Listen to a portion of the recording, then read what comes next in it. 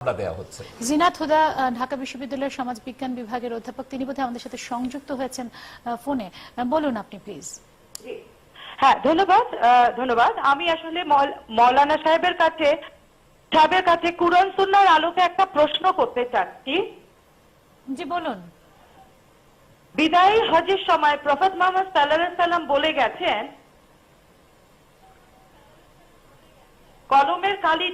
কলমের কালি শহীদের রক্তের চেয়ে বেশি মূল্যবান এবং জ্ঞান অর্জন প্রত্যেক নরনারীর জন্য ফরজ এবং চীন দেশে যেতে বলেছেন। তাহলে প্রশ্ন, গ্রিক রোমান নলেজ তো আমাদের জন্য ফরজ প্রফেট মুহাম্মদ সাল্লাল্লাহু আলাইহি সাল্লামের বক্তব্য অনুযায়ী, তাহলে গ্রিক দেবীর মূর্তি অপসারণ করে জ্ঞানের প্রতি মুহাম্মদ সাল্লাল্লাহু আলাইহি সাল্লামের যে শ্রদ্ধা, আমরা কি সেটিকে আসলে চ্যালেঞ্জ করছি না? 1 নম্বর প্রশ্ন। 2 নম্বর প্রশ্ন হচ্ছে, আমি হজ পালন করেছি, মসজিদে নববীর একেবারে সামনে পুতুল, উট, ডলফিন মাছ বিক্রি হয়, তাহলে কি করে সোনার মদিনায় এই ধরনের জিনিসগুলো বিক্রি হয়? এটি মৌলানা সাহেবের কাছে প্রশ্ন। ধন্যবাদ। আপনি সাথে থাকুন আমাদের সাথে। মৌলানা মামুনুল হক।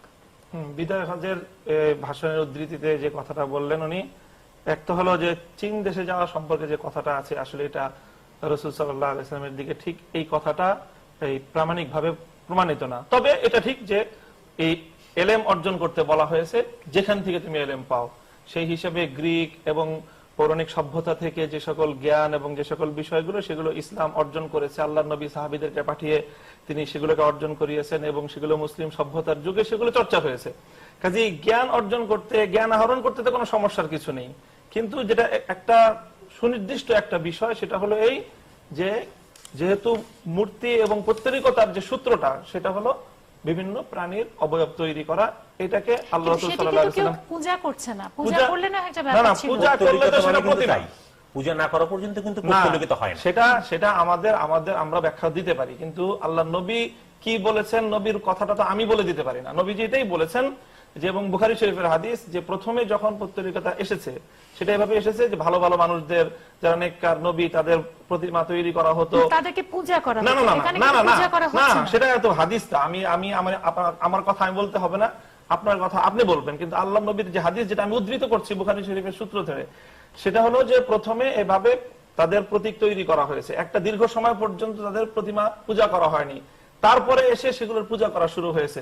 সেই সূত্র ধরে আল্লাহ নবী ইসলামের মধ্যে কিয়ামত পর্যন্ত কোন প্রাণীর প্রতিকৃতি তৈরি করতে নিষেধ করেছেন এবং বলেছেন, ইন্না আশাদ্দান নাস, হাদিস বুখারী শরীফের হাদিস। আমি কোরআনে বলছি, আমি হাদিস বলছি, আমি কোরআনের কথা বলছি। আমি তো হাদিস বলছি, আপনি কোরআনে জিজ্ঞেস করবেন কেন? আপনার তো কোরআন এবং হাদিসের সম্পর্কে পার্থক্যটা সম্পর্কে আপনি জানা থাকতে হবে।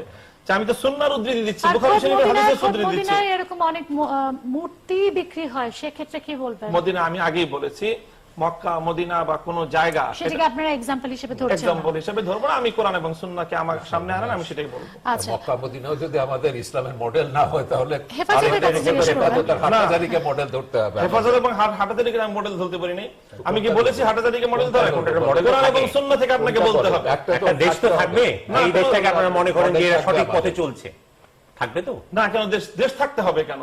কোরআন এবং সুন্নাহ আছে, আল্লাহ নবী বলেছেন। আল্লাহ নবী তো বলেন নাই যে মক্কা এবং মডেলটা অনুযায়ী কোন জাতি, আপনি কি মক্কা এবং মদিনাকে মডেল মানেন? আপনি আপনি মক্কা মানবো, তাহলে কি আপনারা যখন মক্কা মদিনার কথা বলছেন, তা আপনাকে মক্কা মদিনার ইসলাম বলতে পারবেন? আপনারা কি পারবেন মক্কা মদিনায় যেভাবে? আমার একটা প্রশ্ন আছে, আপনি বাস্তবায়ন করবেন? আমি আপনাকে একটা প্রশ্ন করতে চাই, আমি আপনাকে একটা প্রশ্ন করতে চাই। সেটা হচ্ছে, প্রত্যেকটা মানুষ যখন একটা আদর্শ নিয়ে রাজনীতি করে, তার একটা লক্ষ্য থাকে যে আমি ওই জায়গায় পৌঁছতে চাই, এবং এইটা অ্যাপ্লাই করলে, আমার দর্শন অ্যাপ্লাই করলে যে সেটা একটা ভালো রেজাল্ট পাবো, তার একটা এক্সাম্পল সামনে সেট করতে হয়। আমি সেই অ্যাঙ্গেল থেকেই বলছি, আমাদের পৃথিবীতে ইসলাম অ্যাপ্লাই করে খেলাফতের রাশেদার আমল। আপনাদের লক্ষ্যটা কি আসলে? আমাদের লক্ষ্যটা হলো যে খেলাফতের রাশেদার যে শাসন ব্যবস্থা, সেটাই হলো আমাদের সর্বোচ্চ মডেল। শাসন ব্যবস্থা 3 জন খলিফাকে হত্যা করা হয়েছে, সেটা কি ইসলামী হচ্ছে? শরিয়া অনুযায়ী ষড়যন্ত্রমূলকভাবে হত্যা করা হয়েছে, ষড়যন্ত্রমূলকভাবে বঙ্গবন্ধুকে হত্যা করা হয়েছে। আপনি সেটাকেও কি আপনি বলতে চান নাকি? না না, এটা আপনি এটা কি বললেন? সেটাই তো হচ্ছে খেলাফত। সেটাকে আপনি যে যদি একজন আরেকজন ক্ষমতায় যাওয়ার জন্য না, তাহলে হত্যা করা, যদি এটা হচ্ছে একজন বৈধতা আরেকজনকে দেওয়া কোনো হয়েছে। খলিফা কোনো হত্যাকাণ্ডের সঙ্গে সম্পৃক্ত ছিল, আপনি তো সম্পূর্ণরূপে আপনি খেলাফতের বিরুদ্ধে বিষোদ্গার করছেন। আপনি না না, বিশুদ্ধ আপনি করছি ইসলাম না। বিরোধী বিষোদ্গার ওইটা করছেন। ইসলামের না, না, পক্ষেই অবশ্যই না। কেন না? আপনি আপনার নিজের কথা বলবেন না আমার উপর।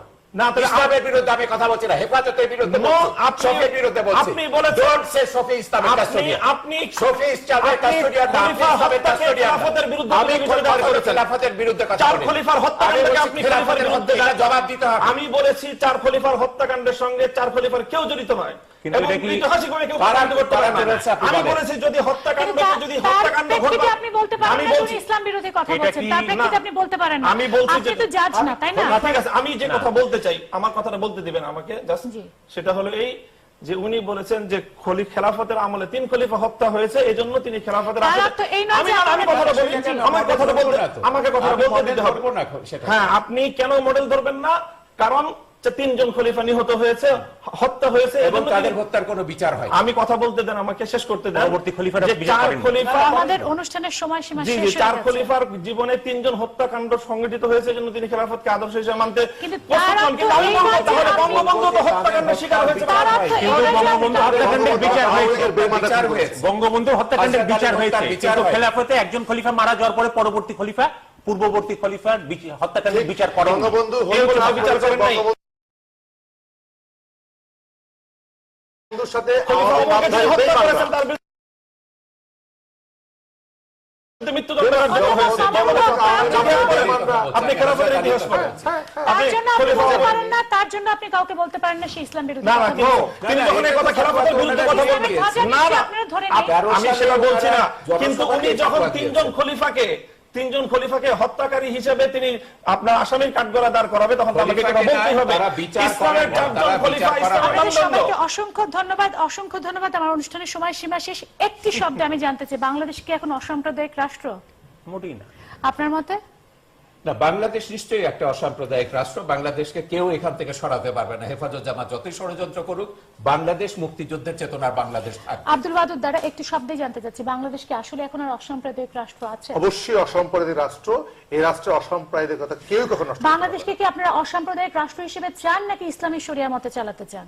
অসাম্প্রদায়িক রাষ্ট্রের সঙ্গে ইসলামী শরিয়া সম্বল চালাতে চাই কিনা, এই দুটোর মধ্যে কোনো সাংঘর্ষিকতা নেই। সাংঘর্ষিকতা না। নেই।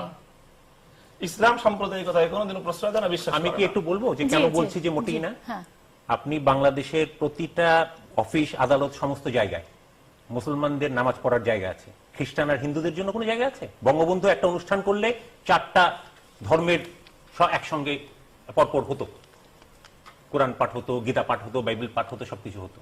আজকে রাষ্ট্রীয় অনুষ্ঠানগুলো দেখবেন, এবং এটাও বলছি না, যে- রাষ্ট্রীয় অনুষ্ঠান হয়। না না, এটাও বলছি, হয়। না না, সব সব অনুষ্ঠানে অনুষ্ঠানে হয় হয় না, না। সব অনুষ্ঠানে হয় না, এবং এটাও বলছি যে বাংলাদেশের কোন প্রতিষ্ঠানে আপনি একটা জায়গায় রাস্তা দখল করে একটা মসজিদ করতে পারেন, এবং সেই মসজিদ আপনি মুখে বলতেও পারবেন না, কিন্তু কোন জায়গায় বাংলাদেশে একটা খাস জমির উপরে কেউ একটা মন্দির বা গির্জা করতে পারবে? আপনাদের সবাইকে এটা- অসংখ্য এটা- ধন্যবাদ।